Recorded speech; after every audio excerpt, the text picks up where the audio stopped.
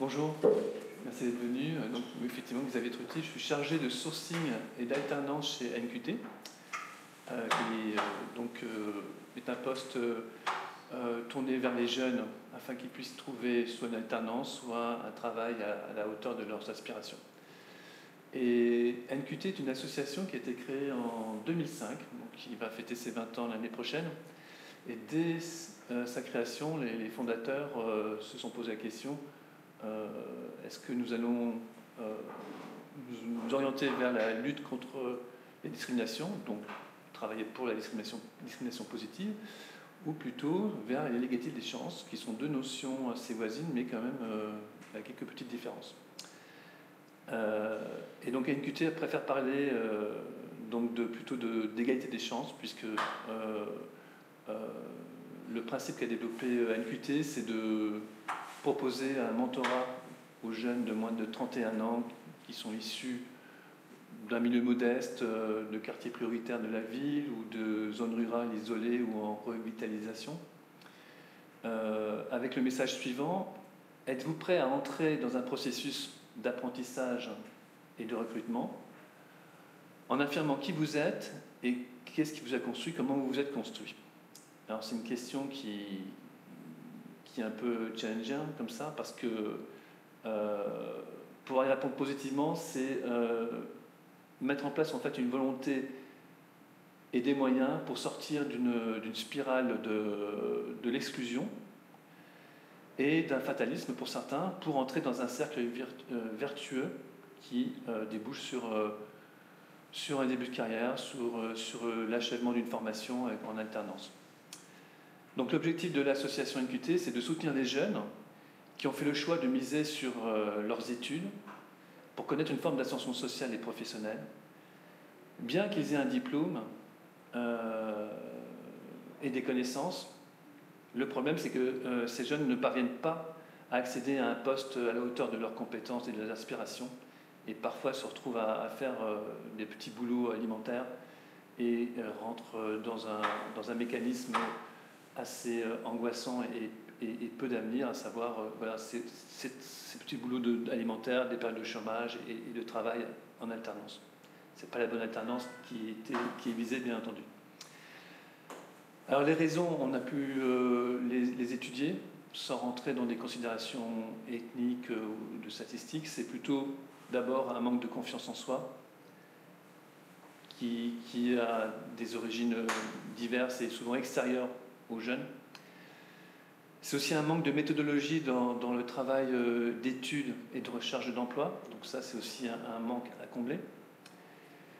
Et c'est surtout un manque de connaissance du marché de l'emploi et de l'entreprise et d'un réseau professionnel qui pourrait aider le ou la jeune à trouver un emploi. Donc NQT intervient de manière positive dans l'égalité des chances sur ces dans ces quatre domaines, pour pouvoir proposer aux jeunes toutes les armes et les atouts possibles, comme tout autre jeune, pour trouver soit l'alternance qu'il recherche ou un emploi à la hauteur de ses compétences et de ses aspirations pour un avenir professionnel plus pérenne. Alors, on a effectivement quand même quelques critères d'admissibilité au niveau de notre programme de mentorat, mais qui sont assez succincts. On est obligé quand même de définir quels sont les jeunes qui vont pouvoir bénéficier de ce programme, par rapport aussi au statut de l'association. Il faut que ce soit un jeune qui ait de moins de 31 ans et qui ait un bac+3 minimum. Alors pourquoi bac+3 ? Parce qu'il existe déjà d'autres associations qui se chargent des jeunes qui ont un niveau bac pour leur trouver aussi également un travail ou une formation. Je pense à Télémac, avec qui nous travaillons. Et puis on a remarqué que les bac+3 qui ont quand même des jeunes qui ont eu quand même la volonté de se prendre en main, d'obtenir un diplôme et des compétences, représentent en fait une population importante de jeunes qui sont en fragilité après au niveau de la recherche d'emploi et dans le monde professionnel. Donc c'est quand même une catégorie de jeunes diplômés qu'il faut absolument aider, qui est vraiment à la charnière entre les non-diplômés et puis les diplômés du second cycle. Et ils sont très nombreux et ils sont très utiles, très importants pour faire marcher le monde d'entreprise, mais pas seulement, mais aussi toute la société. Alors, l'inspiration de NQT provient des origines en fait, de la création de la lutte, de la discrimination positive qui est née aux États-Unis dans les années 60. Notamment, il y a un philosophe qui s'appelle John Rawls, qui a théorisé, donc, suite à des observations sur la société américaine, quels auraient été les besoins de cette société en termes de lutte contre la discrimination, les discriminations. Et puis, il a réussi aussi à différencier la discrimination positive avec l'égalité des chances. Pour lui, ce n'est pas du tout les mêmes concepts. Enfin, c'est très voisin, mais en fait, il y a quand même pas mal de différences. Et c'est ça qui a été intéressant, c'est que tout au long de l'histoire de la lutte contre les discriminations aux États-Unis, il y a eu déjà une volonté de vouloir apporter une égalité des chances auprès des jeunes. Alors, pour le coup, aux États-Unis, l'origine en fait de ces réflexions et de ces projets, de ces lois, proviennent, je dirais presque naturellement, mais, de la lutte contre le racisme et l'esclavage, et puis la lutte aussi pour les droits civiques aux États-Unis. Donc ça date effectivement des années 60. Et donc John Rawls a été un philosophe et un sociologue qui a apporté pas mal de propositions durant les 2 décennies qui se sont suivies, notamment dans un livre qui s'appelle Théorie de la justice sociale, qui a été un livre assez fondateur aux États-Unis pour beaucoup d'autres travaux de recherche ou mesures de lutte contre les discriminations et donc de mise en place de la discrimination positive qu'on appelle à l'époque ça s'appelait l'action positive. Donc c'est aussi très très voisin enfin nous en France en tout cas on s'en est inspiré, puisque si on prend par exemple la définition de l'Observatoire des inégalités concernant la discrimination positive, alors celle-ci dit que c'est une politique de discrimination positive. Enfin, une politique de discrimination positive consiste à traiter de manière préférentielle certaines catégories de la population pour améliorer l'égalité des chances. On considère ainsi que pour établir une égalité réelle en pratique, il faut avantager ouvertement les personnes défavorisées au départ. Alors là, c'est intéressant parce que, effectivement, cette définition, qui est la définition actuelle de l'Observatoire des inégalités, est très proche de la définition de la discrimination positive des États-Unis début 60. On n'a pas tellement bougé. Seulement, en fait, quand on observe de plus près cette définition et son application après dans le terrain social ou dans les faits, traiter de manière préférentielle certaines catégories de la population, de manière visible aux yeux de la société, tendrait normalement à faire disparaître les inégalités au niveau de l'emploi, au niveau de la formation, l'éducation et même au niveau du logement et des relations interpersonnelles. Mais en fait, non. Quand on étudie après certains résultats de certaines actions qui ont été menées en France, on s'aperçoit que depuis 40 ans, même s'il y a quand même des progrès, des résultats qui ont été constatés, en fait, ils sont loin des objectifs qui ont été fixés. Alors, NQT, donc, je vous le disais, est créé en 2005, mais NQT, et pas seulement NQT, mais aussi on peut trouver d'autres associations ou même certains programmes de prépa talent de certaines écoles, pensent que mettre en place la discrimination positive, ça, de manière visible, n'améliorera absolument pas la lutte contre les discriminations pour 3-4 raisons principales.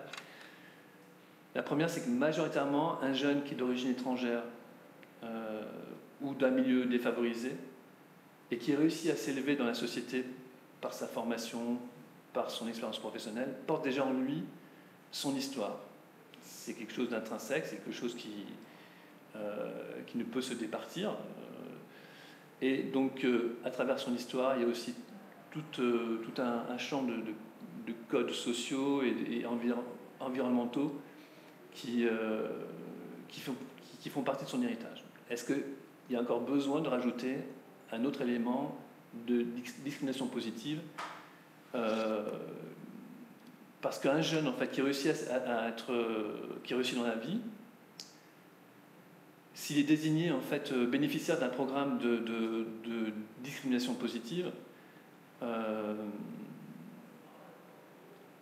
en fait, cette désignation sera pour lui un marqueur social supplémentaire, comme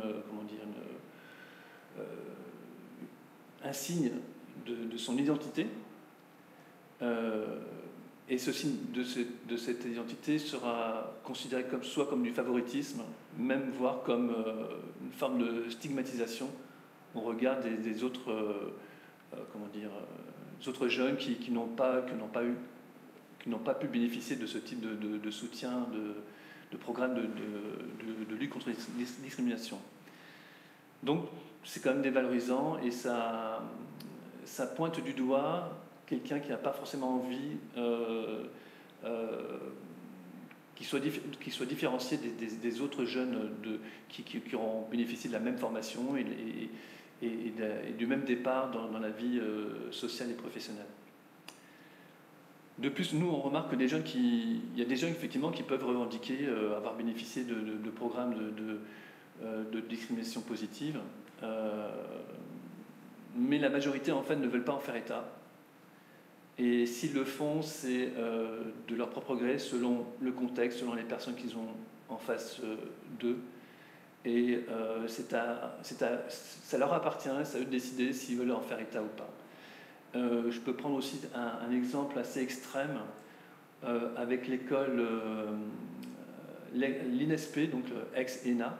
Donc c'est une école qui forme des hauts fonctionnaires, qui a subi une grosse réforme ces dernières années et qui a intégré les écoles prépa talent de lutte contre alors, c'est pas la discrimination positive, eux aussi emploient le terme d'égalité des chances pour des jeunes qui sont issus de milieux défavorisés, quelles que soient les origines, ou qui résident dans des quartiers prioritaires de la ville ou des zones rurales isolées ou revitalisées, et qui vont pouvoir favoriser la préparation à des concours par une aide matérielle, effectivement, parce que là, c'est quelque chose qui est incontournable, à savoir une bourse supplémentaire, un logement d'étudiants, un apprentissage de la méthodologie pour acquérir des connaissances et préparer et passer le concours.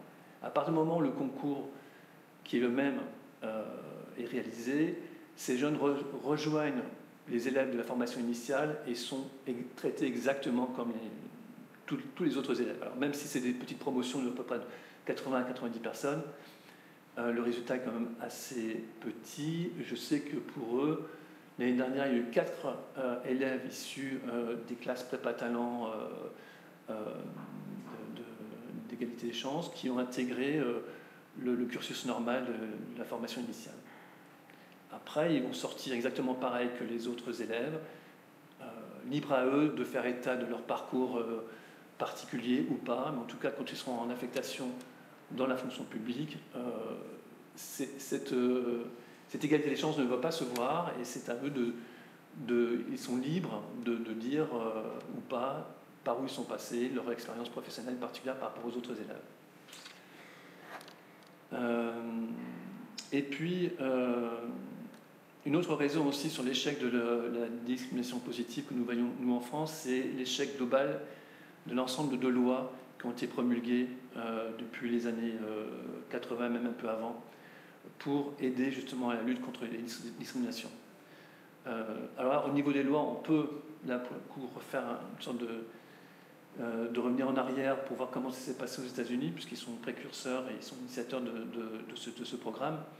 La première loi qui est promulguée sur le plan fédéral aux États-Unis, c'est la loi sur pour effacer les différences de salaire entre les hommes et les femmes, qui date de 1963, qui s'appelle l'Equal Pay Act, et qui donc instaure donc, de manière très succinct, enfin très clair, l'égalité totale, complète de salaire entre les hommes et les femmes. Alors dans les faits, ça ne s'est pas vraiment produit comme ça, mais il y a quand même une grosse progression, puisque dans les années 60, une femme gagnait pratiquement 2 fois moins qu'un homme, à poste et à compétences égales.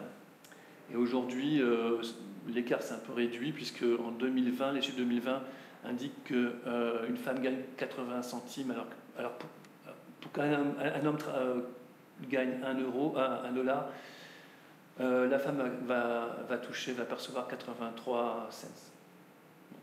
C'est un peu mieux, mais c'est pas encore ça. Donc il y a une sorte d'ambiguïté et d'ambivalence, c'est qu'il y a quand même une progression, mais il y a quand même une sorte d'aberrance, puisque on se demande pourquoi cette progression est si lente et n'arrive pas à l'égalité totale de 1 euro de part et d'autre, 1 dollar de part et d'autre. L'année suivante, en 1964, arrive la Civil Rights Act, qui est donc une loi qui lutte contre les discriminations fondées sur la race, la couleur et l'origine ou le sexe. Alors c'est une loi qui, comme je vous disais tout à l'heure, qui est issue, qui trouve son origine dans la lutte contre la pauvreté et l'esclavage des Afro-Américains. Mais pas seulement, il y a aussi d'autres communautés qui ont subi aussi ces injustices, comme la communauté mexicaine et portoricaine.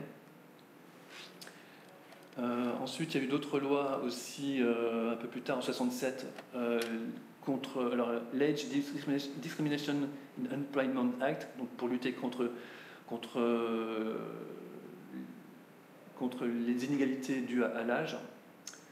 En 1978 arrive la Pregnancy Discrimination Act, donc c'est une loi qui condamne la discrimination fondée sur la grossesse. Et puis un peu plus tard, en 1990, d'autres lois aussi par rapport aux personnes handicapées. Voilà, donc tout ça s'est inscrit dans le Code fédéral, avec aussi des applications dans certains États. Mais ça doit être des lois inscrites et qui ont une application assez, en général, rigide pour les États-Unis, pour la justice américaine. Il n'empêche qu'il y a une certaine forme de fragilité, l'année dernière, la Cour suprême des États-Unis, qui a été modifiée, refondée d'une manière très conservatrice lors des changements des juges par les présidents républicains qui étaient aussi conservateurs comme Bush et Trump, ont réussi à faire de cette Cour suprême une sorte de réservoir conservateur et même rétrograde, qui a fait que l'année dernière, une loi qui luttait une loi sur la discrimination positive qui pouvait inclure des personnes d'origine étrangère à l'inscription des universités a été abrogée. À tel point que maintenant les universités ont le droit, sans justification, de ne pas prendre des jeunes s'ils habitent certains quartiers qui sont identifiés comme des quartiers défavorisés ou d'origine étrangère, sans justification. Donc voilà, donc ça c'est quand même quelque chose d'assez important. Mais d'autres lois encore plus importantes aussi ont été abrogées, comme par exemple la loi sur la discrimination homophobe pour l'unique raison de la liberté religieuse. C'est quand même assez fort. Ou alors, aussi donc, c'était il y a 2 ans, la loi Roe versus Wade, qui garantissait aux États-Unis, du point de vue fédéral aux États-Unis, le droit sur l'avortement a été abrogé, donnant à chaque État le libre choix de vouloir continuer ou criminaliser l'avortement. Et là, il y a toute une série d'États qui en ont profité, qui étaient aussi conservateurs, pour criminaliser l'avortement, qui était comme un droit fondamental aux États-Unis. Donc on voit bien que la fragilité aussi des lois qui sont là pour soutenir la discrimination positive, ce n'est pas quelque chose qui est garanti dans l'avenir. Alors en France aussi, on a eu des lois qui ont été promulguées, qui auraient pu faire avancer davantage la discrimination positive, mais ce n'a pas vraiment été le cas pour d'autres raisons. Mais par exemple, en 1983, une loi est passée assurant l'égalité salariale entre les hommes et les femmes, donc l'égalité totale. Cette loi a été inscrite aussi dans le Code du travail, et cette loi a été inspirée d'un décret c'est un décret ou c'est Oui, c'est un décret qui est donc stipulé dans le traité de Rome de 57, un traité fondateur de la Communauté européenne. Ensuite, il y a eu la loi de 87 sur la discrimination positive en faveur des travailleurs en situation de handicap, au niveau de l'embauche. Là, on voit aujourd'hui que c'est quand même une loi qui selon le nombre de salariés, impose un nombre défini de personnes qui sont en situation de handicap. Là aussi, on peut constater que ce nombre est quand même inférieur à ce qui devrait être dans chaque structure privée ou publique. En 90, une autre loi, non, j'ai une directive en fait. Là, c'est une directive qui est assez particulière puisqu'elle a été émise par le ministère de la Défense en 90 en France, qui imposait à l'armée de favoriser les jeunes d'origine maghrébine, qui étaient donc en contrat avec l'armée, de les favoriser au permis de conduire et aussi à accéder au grade supérieur. Parce qu'il y a un constat qui a été fait, c'est que c'était que les jeunes qui étaient d'origine maghrébine étaient un contingent très important au sein de l'armée, mais que par rapport à ces avantages, enfin c'est pas des avantages, mais ces aspects-là qu'offrait l'armée, le fait de passer un permis ou d'entrer dans des écoles pour être officier supérieur, on avait constaté qu'il n'y avait pratiquement aucun militaire d'origine maghrébine qu'on pouvait trouver. Donc voilà, c'est un décret qui a été promulgué, et la particularité, c'est qu'il n'a jamais été mis en place. À tel point, c'est qu'aujourd'hui, alors plus en termes au niveau des grades supérieurs, on trouve pratiquement aucun militaire d'origine étrangère, en tout cas d'origine maghrébine ou subsaharienne, au niveau des officiers supérieurs dans l'armée. Mais par contre, il y a eu ce décret, il y a eu cette promulgation de cette directive qui existe toujours, mais qui n'est pas appliquée. Plus tard, en 2000, il y a eu aussi des lois sur la fameuse loi sur la parité pour une discrimination positive entre hommes-femmes au sein des partis et des élections en France. Là aussi, il y a eu quand même des réponses assez étonnantes, puisque les partis politiques se sont arrangés pour effectivement présenter un groupe électoral avec une parité vraiment précise, égale, mais on a remarqué que certaines candidates étaient affectées à des élections où on savait qu'elles allaient être perdantes par rapport aux candidats qui étaient en face. Donc après, on se retrouve avec des assemblées régionales ou nationales, effectivement avec moins de femmes que d'hommes, malgré cette loi de parité qui a été promulguée. Et puis, bien écoutez, en 2023, ce qu'on peut constater aussi, c'est que malgré la loi sur l'égalité hommes-femmes au niveau des salaires, puisqu'en 2023, on sait que les femmes, à partir du mois de novembre, travaillent sans salaire par rapport au salaire que perçoivent les hommes à compétences et à un niveau de responsabilité ou de diplôme égal. Donc voilà, donc en France, il y a 18 critères discriminants, c'est quand même beaucoup, mais un sociologue en fait a démontré que le modèle français de discrimination positive est inscrit dans des politiques sociales depuis le début des années 80, ça c'est clair, mais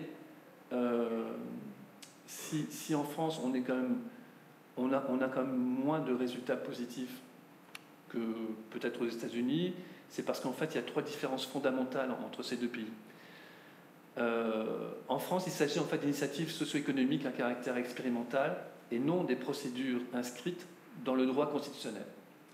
Malgré les lois sont là pour en fait conseiller, guider, mais quand la loi n'est pas appliquée, il n'y a pas de sanction.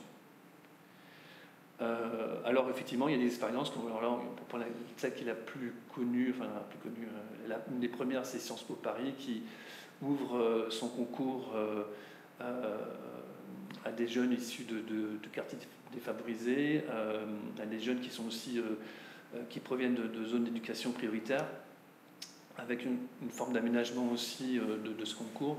Et ce concours, plus tard, de toute façon, va disparaître en 2021. Là, pour le coup, il y a aussi des accords qui sont passés entre Sciences Po et puis d'autres Sciences Po et des lycées pour pouvoir repérer des jeunes qui sont sensibilisés à cette formation et qui sont donc là, pour le coup, bénéficiaires d'un programme plutôt de lutte pour l'égalité des chances. Plus pour l'égalité des chances, puisqu'en fait c'est un programme qui est beaucoup plus positif, qui n'est pas là pour pointer du doigt un problème discriminatoire.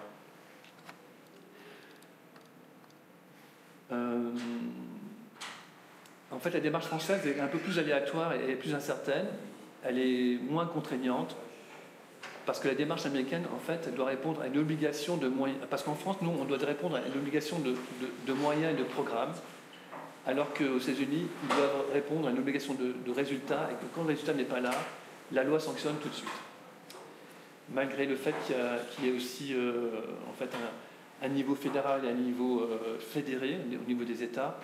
Au niveau fédéral, la loi est beaucoup plus stricte, et quand elle a la prédominance sur la loi des États, elle réagit tout de suite.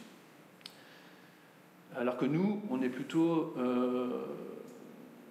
une obligation de mettre en place des programmes, de mettre en place des moyens, mais si les résultats en fait, ne sont pas là, il n'y a pas d'état des lieux ou de sanctions qui sont données.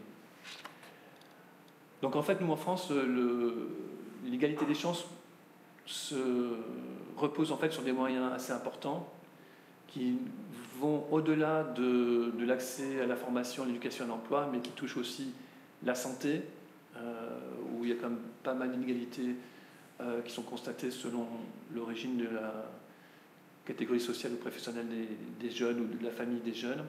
Mais il y a aussi le logement, qui est aussi un droit qu'on peut considérer fondamental, parce que sans logement, c'est difficile de décrocher un travail, alors que la personne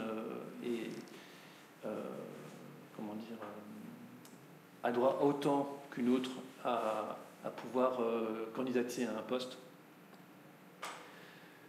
Et donc il y a un sociologue qui s'appelle, le président de l'Observatoire des inégalités, Patrick Savidan, qui lui est très sceptique aussi sur l'avenir de la lutte, sceptique sur la discrimination positive, et qui lui considère que c'est quand même un concept très individualiste, que ce soit au niveau d'un rapport entre un candidat et un employeur, mais lui, il pense que pour que l'égalité des chances soit viable à l'avenir, il faut créer davantage de liens sociaux et de rapports sociaux entre les personnes, quelles qu'elles soient. Donc c'est vraiment un enjeu sociétal important qui peut donner un avenir à l'égalité des chances, telle que nous, en tout cas, chez NQT ou dans d'autres associations ou dans les écoles, on croit et on met en place dans nos actions. Alors justement, dans nos actions, NQT, si on peut vous donner quelques résultats, c'est qu'en 2022, on attend les chiffres de 2023, mais en 2022, sur l'ensemble du territoire en France et dans les territoires outre-mer, on a permis à 11 000 jeunes de retrouver un emploi pérenne. Et ce qu'on entend par emploi pérenne, soit un CDD de plus de 6 mois, soit un CDI, mais dans les compétences que le jeune a acquises et dans les aspirations qu'il a formulées pour son avenir professionnel. Donc on n'est pas du tout dans un job alimentaire ou dans des contrats courts tels qu'on peut trouver par exemple en intérim. Dans la région Grand Est, en 2022, ce sont 900 jeunes qui ont bénéficié de ce programme. Après, je vous expliquerai quels sont les critères ou les non-critères que ces jeunes ont pu bénéficier pour être inscrits dans nos programmes de mentorat. Et ça correspond à peu près, ces 900 jeunes, à 70% de réussite par rapport au nombre de jeunes qui ont été inscrits en totalité. Donc c'est quelque chose qui est assez... On pense que pour nous, c'est un chiffre plafond, sachant qu'il y a à peu près 10% de jeunes qui ne sont pas encore décidés, qui ne jouent pas vraiment le jeu de l'investissement dans soit la formation, dans la recherche d'emploi, ça arrive. Et puis il y a à peu près 10% de cas particuliers qui sont plus d'ordre psychologique et qui ont besoin peut-être d'autres aides, d'autres appuis plus personnels avant de pouvoir intégrer un programme de mentorat. Alors ce programme de mentorat, effectivement, il est calé sur le concept d'égalité des chances, en comblant des manques justement qui sont constatés chez les jeunes, comme je vous expliquais précédemment. Quand un jeune est éligible chez nous, il va bénéficier d'un accompagnement d'une personne compétente ou plus proche de son projet professionnel ou de sa formation ou de ses besoins, parce que parfois un jeune a suffisamment de compétences pour trouver un emploi, mais n'a pas de réseau professionnel dans lequel il va pouvoir évoluer, trouver une entreprise qui l'intéresse ou trouver un poste aussi, ou des offres de poste qui peuvent lui échapper par une recherche plus classique. Donc les critères, on a vu que le jeune doit avoir moins de 31 ans, qu'il doit avoir un bac plus 3, et là, à ce niveau-là, c'est en train d'évoluer, puisqu'on se demande si on ne va pas aussi intégrer des jeunes qui sont en troisième année, mais qui ne sont pas encore diplômés, parce que là, pour le coup, on aurait plus de jeunes qui soient en recherche d'alternance pour leur troisième année, et cette alternance est aussi assez déterminante pour l'avenir du jeune. Parfois, ça peut déboucher soit sur un CDI ou un poste de salarié, soit sur un autre poste, sur un autre travail dans une autre entreprise qui est en réseau avec l'entreprise dans laquelle il réalise son alternance. On a une douzaine de critères aussi qu'on observe pour pouvoir intégrer un jeune dans notre dispositif. Alors évidemment, ils sont tous plus ou moins regroupés dans une sorte de de thème sur un jeune qui peut avoir une situation ou une histoire défavorisée par rapport à d'autres qui ont pu bénéficier de davantage de soutien ou d'informations qui, de manière naturelle, soit dans le milieu familial ou professionnel des parents ou dans son milieu, donc, son réseau personnel. Donc un milieu défavorisé, qu'est-ce que c'est ? Comment nous on peut traduire ça ? Ça peut être déterminé par la catégorie sociale et professionnelle des parents. Si le jeune aussi a été boursier, mais ne serait-ce qu'une année, pour nous c'est un critère qui est éligible, qui est suffisant. Si le jeune est en situation de handicap aussi, sans pour autant c'est sous forme déclarative, on ne demande pas de justificatif officiel. Il déclare qu'il est en situation de handicap. Pour nous, c'est suffisant. Il peut aussi avoir bénéficié d'un logement social ou d'un foyer étudiant. S'il a résidé dans un foyer étudiant durant ses études, pour nous, c'est un critère qui est suffisant pour être éligible. Si le jeune aussi a réalisé un service civique ou un service national, c'est quelque chose que nous acceptons aussi. Voilà, donc c'est ce genre de critères qui détermine que ce jeune, oui, par rapport à l'effort qu'il va fournir pour se former et trouver un travail, c'est tout à fait justifiable de pouvoir lui donner un soutien dans sa démarche, puisqu'on est dans une situation, de volontariat de sa part, et que les manques à combler, nous, on peut y répondre assez rapidement, puisque la moyenne d'un mentorat chez nous, c'est environ 6 mois. C'est-à-dire qu'en 5-6 mois, on arrive à 70% de taux de réussite, en tout cas dans le Grand Est, et je crois que c'est 73 sur le plan national pour 2022. Et ça veut dire que les mentors que nous trouvons, que nous proposons aux jeunes, sont là aussi pour répondre concrètement aux besoins du jeune, qu'il s'agisse donc de trouver une entreprise en alternance, de développer un réseau professionnel, ou de décrocher un emploi suite à un entretien d'embauche. il faut savoir que le mentor aussi est là pour répondre ponctuellement et concrètement à des questions que se pose le jeune. Donc il y a une relation permanente et puis même amicale qui se tisse entre le jeune et le mentor et qui parfois et très souvent va au-delà de la mission du mentor, puis quand le jeune ou la jeune a trouvé un poste, souvent les relations continuent avec le mentor. Voilà, j'étais un peu long, c'est un tunnel un peu classique, mais maintenant je peux avec plaisir répondre à vos questions. Merci beaucoup. Des questions peut-être sur ce thème, effectivement très large et très important.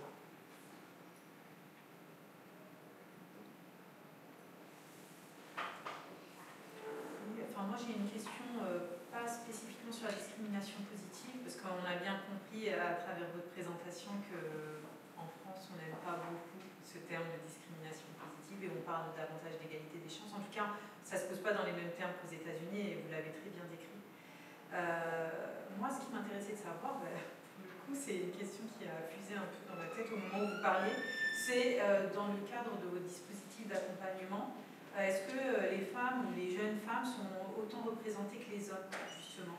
Alors, elles sont même un peu plus représentées. Elles sont plus représentées, d'accord. Ouais, alors, mais je crois que c'est 5-6% de... Je crois que vous savez, 55%, oui, 55% de femmes. Ouais.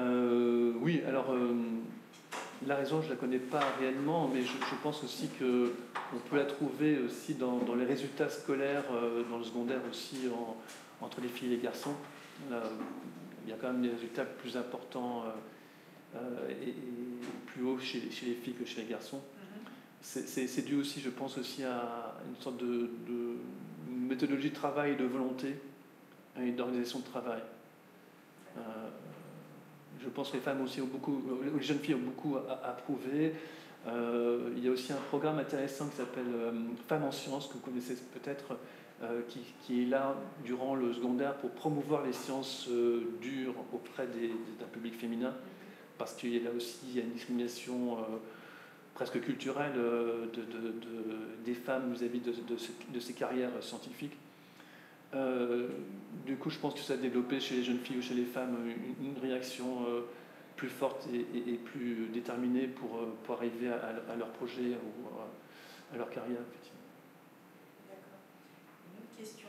En termes de discrimination, dans le cadre toujours de votre accompagnement, quelles sont celles auxquelles vous faites le plus face, ou auxquelles les jeunes que vous accompagnez font le plus face? Est-ce que ce sont les discriminations d'ordre, je dirais, culturel, ethnique, ou est-ce que pas du tout, c'est plutôt, c'est plutôt lié à la catégorie socio-professionnelle des parents ou à la classe sociale dont ils sont issus? Alors d'après les jeunes, effectivement, et on en avait parlé tout à l'heure, et puis c'est le cas, c'est que nous aussi, c'est qu'en retour, les témoignages que nous avons, c'est effectivement des jeunes qui ont subi à un moment donné, soit dans leur recherche d'emploi, soit dans les premiers temps, dans leur alternance ou dans leur mission professionnelle, des remarques sur leurs origines visibles, quel que soit le jeune, même si c'est un jeune dont les parents, les grands-parents sont nés en France, quel que soit le niveau de formation et de compétences que ces jeunes ont, parfois même supérieur que ce qu'on peut appeler les autochtones. Mais effectivement, alors c'est aussi pour ça que les jeunes ne tiennent pas trop à mettre en avant le programme qu'ils ont pu bénéficier, parce que pour eux, ça met encore en place cette discrimination qu'ils subissent déjà d'origine avant tout cela. Et ça accentue, ça aggrave même cette discrimination, puisque pouvoir bénéficier d'un programme d'égalité des chances, c'est aux yeux des autres quelque chose encore plus, qui apparaît encore peut-être plus, alors c'est un peu contradictoire, mais inégalitaire. C'est aussi aux États-Unis. C'est pour ça que les États-Unis, et en France, je pense que c'est le cas, même si ce n'est pas un discours officiel, la lutte contre la discrimination positive aux États-Unis, la raison principale, c'est qu'il y a aussi des Blancs en situation défavorisée qui ne bénéficient pas de ces programmes-là. Oui, mais enfin, c'est pas du tout comparable par rapport à l'histoire de ces populations. et puis, comment dire, aux droits et aux avantages que, là pour le coup, l'ethnie, les WASP, on peut appeler, ou les Blancs américains, ont quand même beaucoup d'avantages et de dispositifs auxquels ils ont accès. Quand il y a eu donc la promulgation de la loi contre la Civil Rights Act, qui demandait à ce que il y ait une part visible des Américains, des Afro-Américains dans la société. Il y a eu donc dans l'univers artistique, culturel et médiatique, il y a eu une visibilité assez immédiate. Dans d'autres secteurs économiques beaucoup moins. Et du coup, c'est effectivement parce que c'était à compétence et à formation égale. Et du coup, ne trouvons pas des jeunes d'origine, des personnes d'origine afro-américaine, les critères ont dévié sur des critères de visibilité, et pas forcément de compétences et de formation. Et ça a été un argument pour tous ceux qui étaient contre la discrimination positive, qui est un argument flagrant, mais à la fois c'est normal de ne pas avoir trouvé des jeunes d'origine afro-américaine, enfin des personnes d'origine afro-américaine à des postes de compétences et à des postes de formation de compétences égales, puisque c'est toute une catégorie de la population qui n'a pas eu accès à l'éducation, à la formation. Donc à un moment donné, pour pouvoir répondre à cette loi, c'était une sorte de réaction plus ou moins normale. Et en France, effectivement, il y a une sorte aussi d'héritage, peut-être aussi l'histoire coloniale, puisqu'en fait, il y a quand même des rapports historiques entre la France et les principaux pays qui sont stigmatisés. Enfin, la population aujourd'hui qui est stigmatisée par rapport à l'histoire aussi de leur famille. Mais, comment dire, c'est quelque chose qui est persistant en tout cas, et sur lequel effectivement beaucoup de jeunes ne veulent pas s'exprimer, mais nous, dans notre programme d'accompagnement, on ne va pas non plus dire aux jeunes, on ne va pas lui donner des directives, on va simplement orienter nos discours de manière constructive et positive, et de facto, certains traits seront gommés pour avoir un discours vraiment égalitaire avec tous les autres jeunes.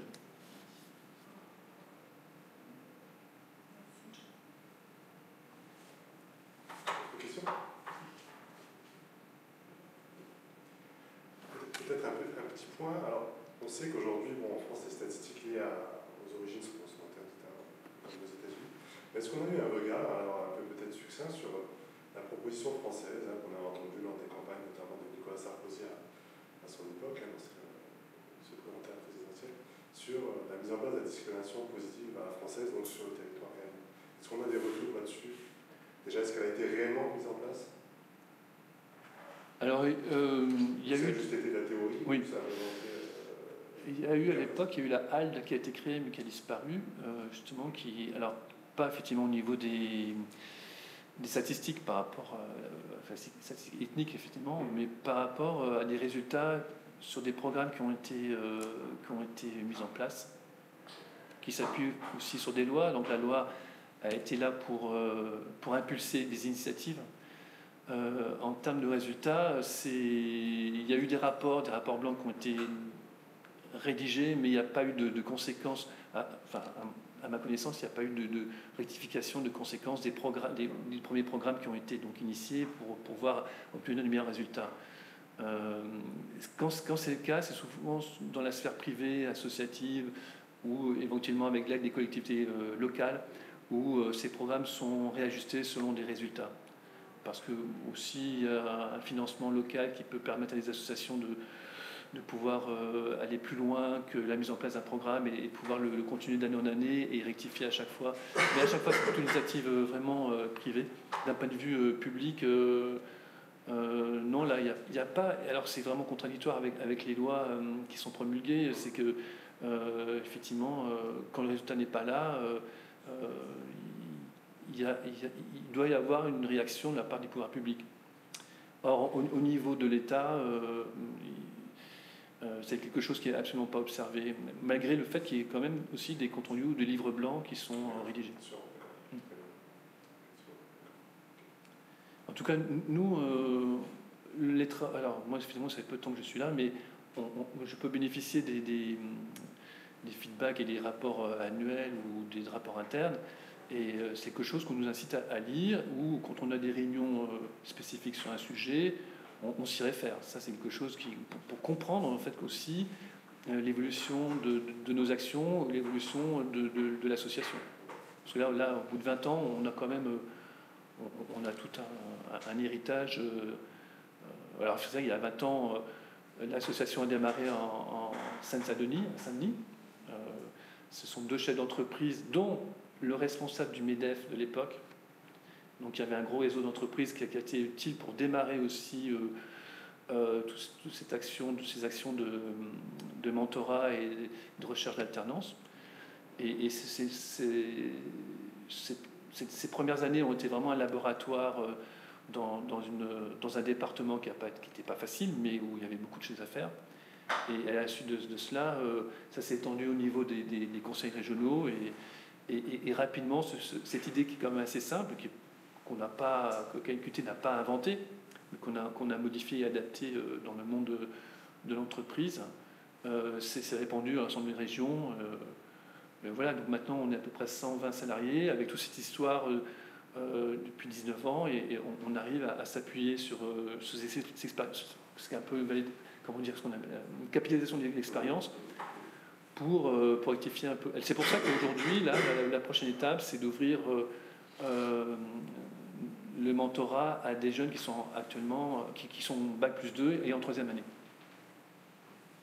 C'est une négociation qui est normale, et on s'adapte aussi aux besoins d'aujourd'hui, et ce n'était pas forcément le cas il y a 15 ans ou 20 ans. Merci. Votre réaction? Questionnement? En tout cas, si vous avez des questions, vous pouvez... alors, je vous laisserai mon mail, et puis vous vous rendez sur le site nqt.fr, vous avez des explications assez claires, vous avez aussi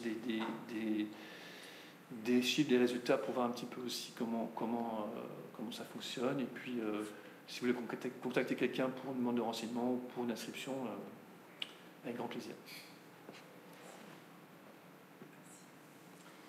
Merci, monsieur.